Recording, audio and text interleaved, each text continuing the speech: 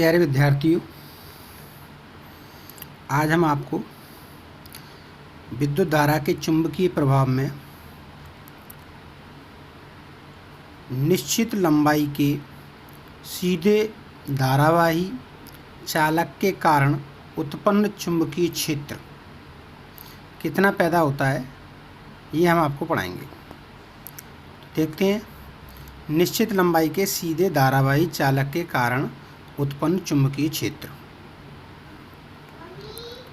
इसमें एक तार ए भी है जिसमें विद्युत धारा I प्रवाहित हो रही है,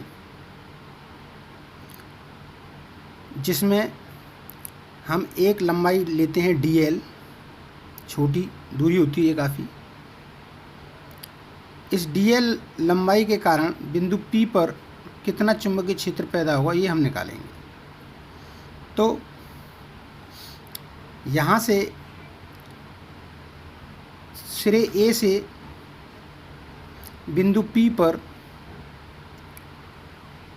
इसके लंब के साथ बनने वाला कोण जो है फ़ाई2 है, और B सिरे के द्वारा इसके Q से हमने P पर एक लंब डाला है, इस लंब के साथ बनने वाला कोण फ़ाई1 है,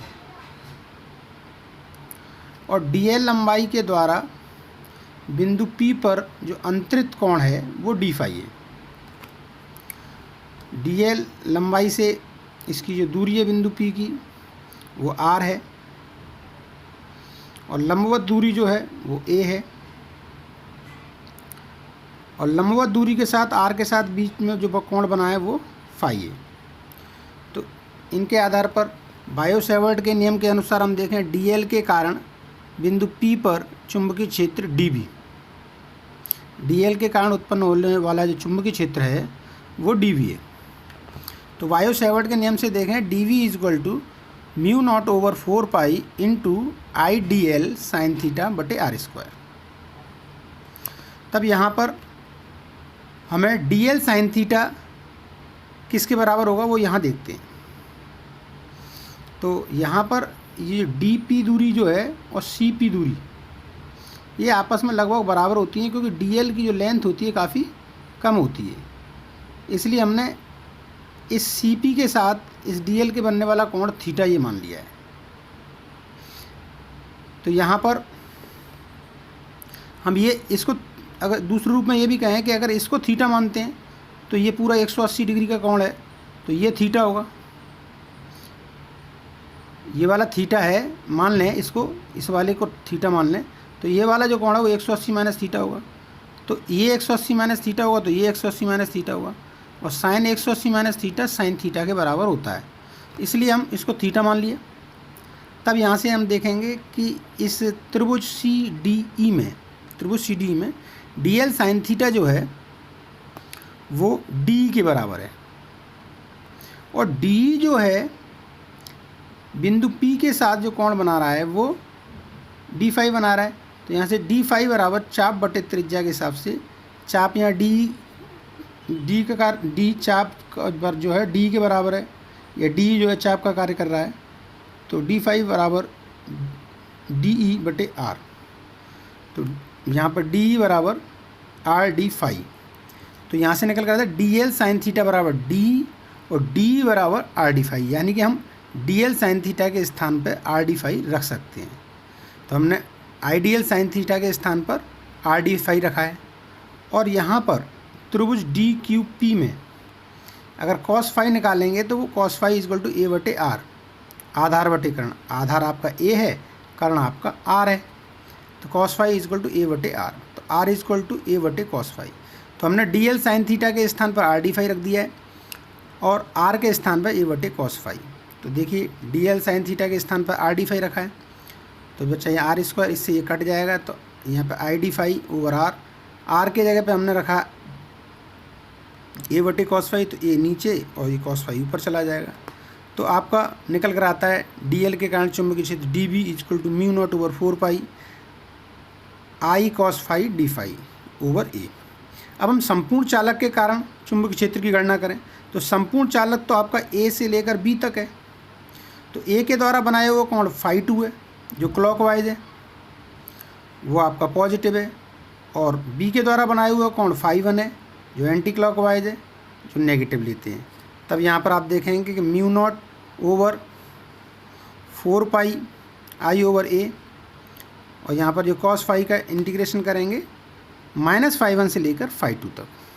तो cos फाई का इंटीग्रेशन sin फाई, इसकी लिमिट रखेंगे इसमें। तो b = mu naught over 4 pi आई बटे ए sin φ2 माइनस sin -φ1, ये प्लस हो जाएगा इससे। तो b = mu naught over 4 pi आई बटे ए, यहाँ पर b = mu naught over 4 pi आई बटे ए इंटू साइन φ2 माइनस साइन -φ1, ये दोनों प्लस हो जाएंगे माइनस माइनस।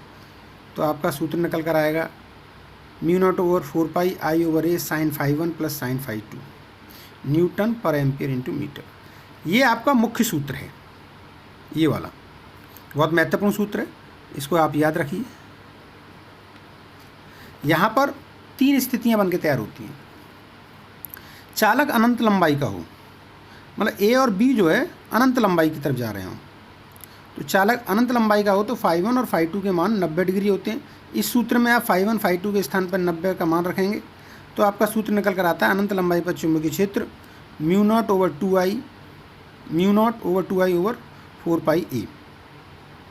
2 से 2 कट जाएगा तो mu naught I over 2 pi r. यहाँ पर ये दूरी हमने, कुछ लोग आर भी ले लेते हैं एक स्थान पर, तो चाहे आप ए ले लीजिए।